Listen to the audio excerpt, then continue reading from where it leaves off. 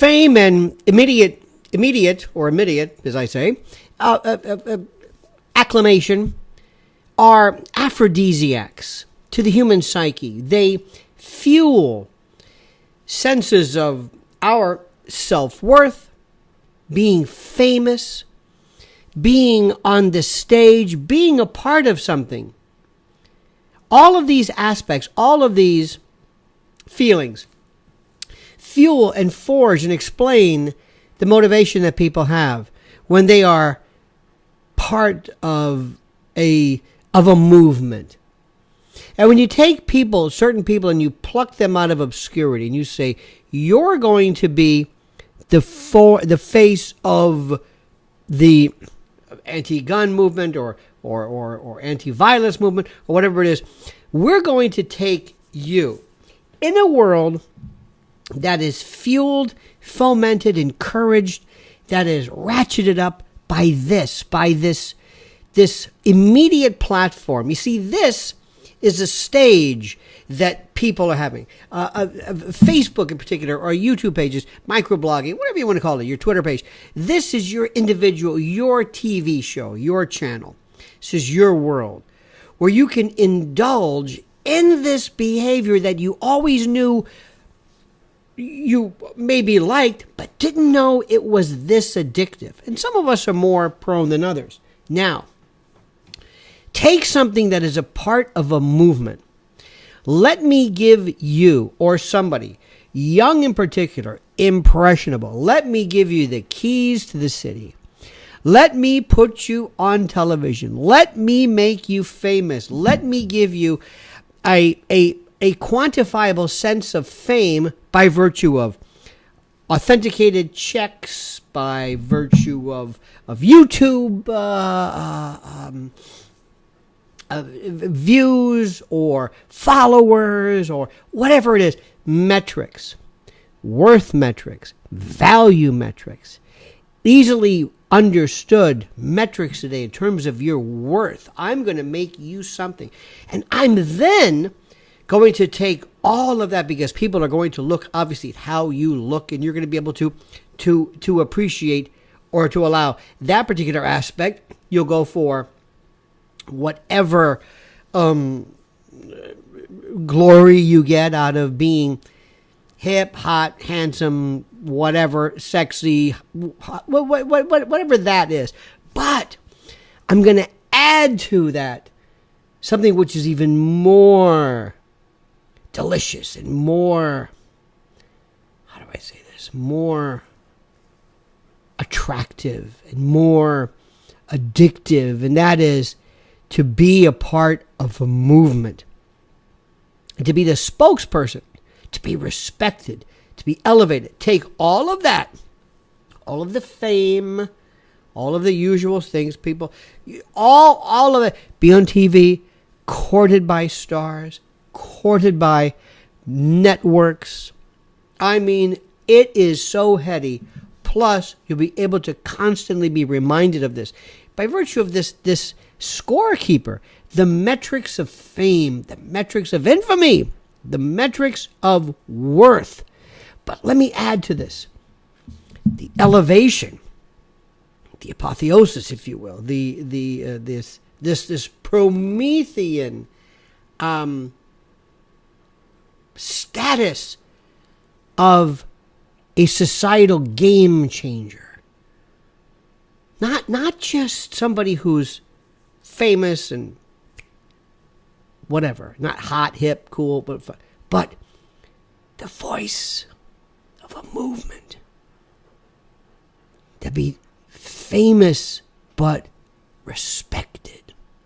Oh, it's one thing to be, oh, you're the flavor du jour. Okay, they think you're hot. Okay, you're whatever. Stormy Daniels, McDougal, these Playboy slatterns and trollops. Add to that the voice of a generation, of a movement. Oh, used and utilized and fed and promoted by people who are taking advantage of you, but you don't realize it. You don't care. As far as you know, you're doing something great. It's a great cause. A lot of people are behind you. And when you look as I do and you say, isn't it great to see people who are part of something? Isn't it great to see people apart? And I do.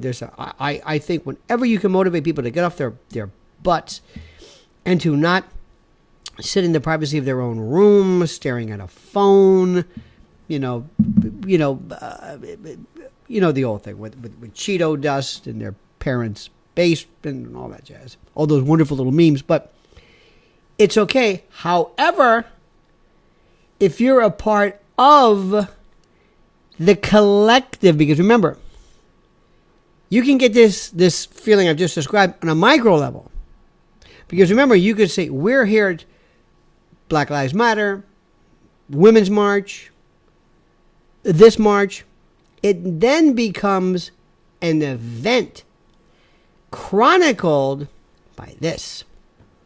You see, in the old days when your parents or our parents, or we, depending upon our age, were actually protesting something, there was no way to chronicle it. You went, and maybe you have a picture, maybe you could snap a Kodak little picture, but nobody, I mean, it was gone. It was your own reference to it had to be merely that of memory, or maybe some pictures.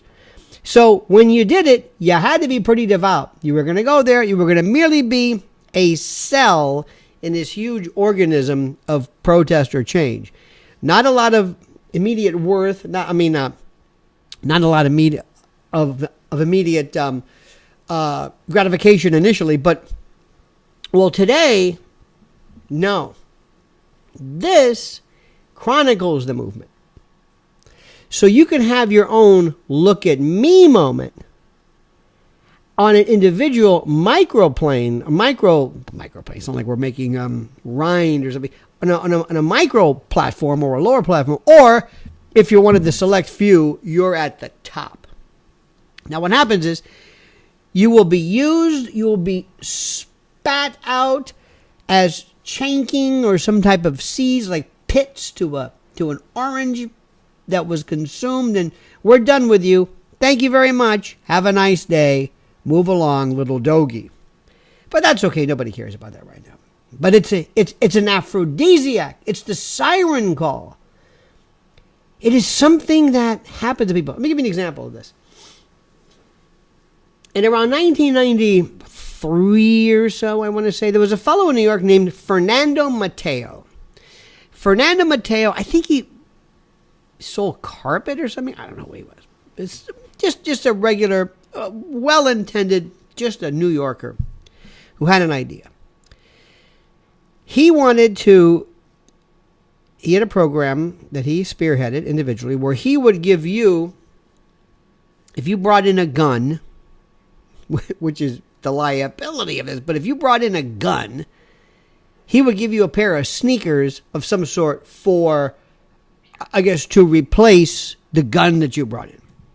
It was an exchange program. And people were bringing in flintlocks and breech loaders and stuff that wasn't. But anyway, and he somehow did it, and he was lauded. And something happened. I remember I was on the air at the time. I was on the WABC. And I remember watching at the time. And at first, he was this is pre-internet, pre all this kind of stuff. But at first, he was kind of quiet. I would say almost meek. He would just say, well, I want to do something, and if my efforts can help save a life, and if I can do something, it's really not that important. It was very humble. It was very, very interesting. Well,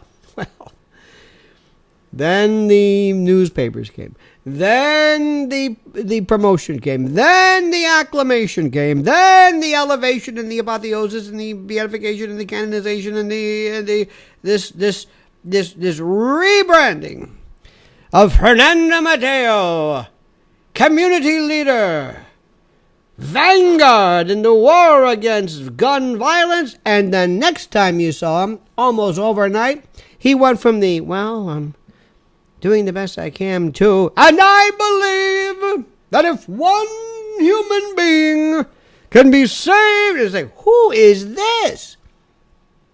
Who is it? It's the monster you created. Now, in no way am I suggesting that there is no sincerity here. No.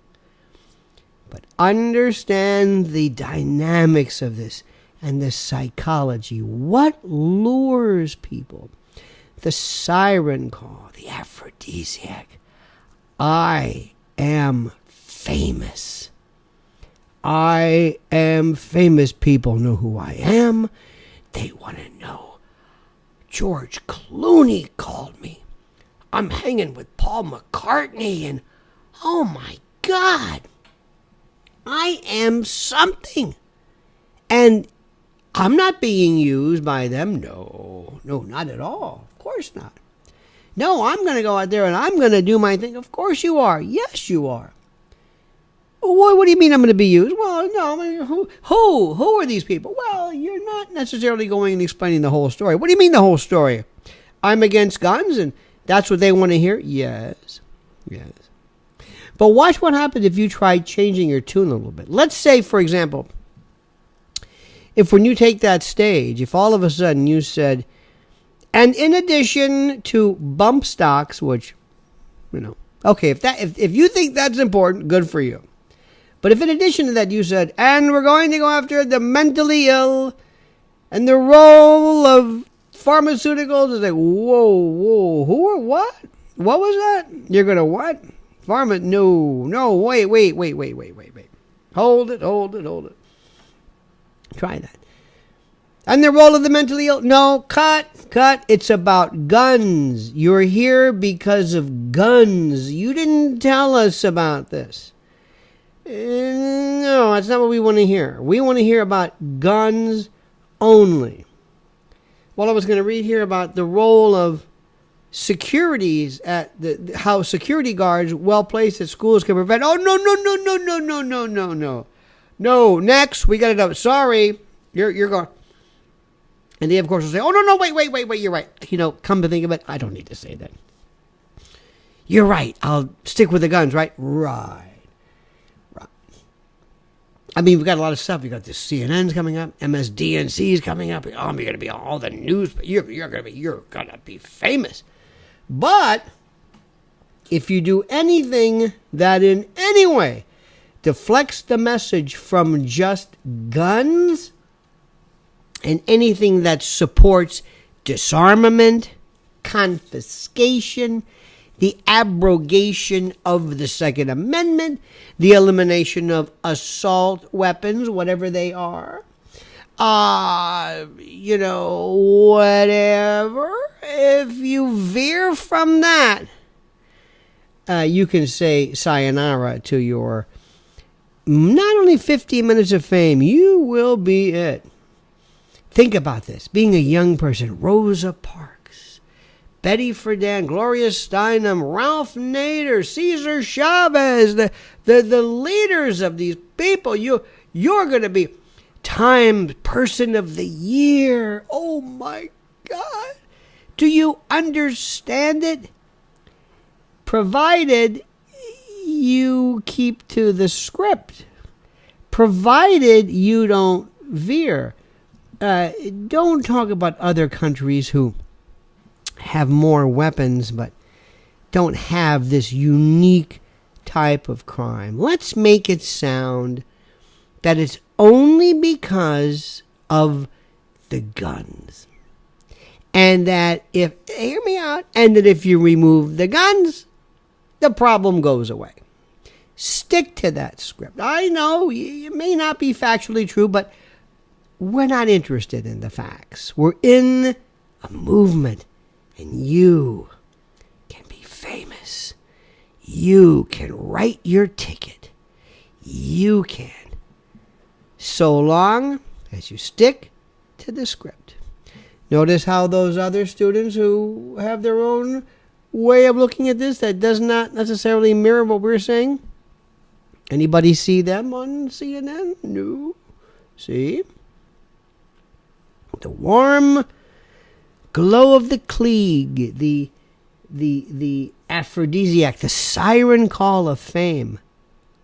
Think about that. Now, if you could, please show your own fame and like the video. Please put your thoughts, comments, observations, witticisms, and commentaries below. Please also, if you could and you would, brighten my northern sky, as Nick Drake would say. Please also subscribe to the channel. Hit that little bell so you'll be notified of live streams and new videos, and comment as you see fit.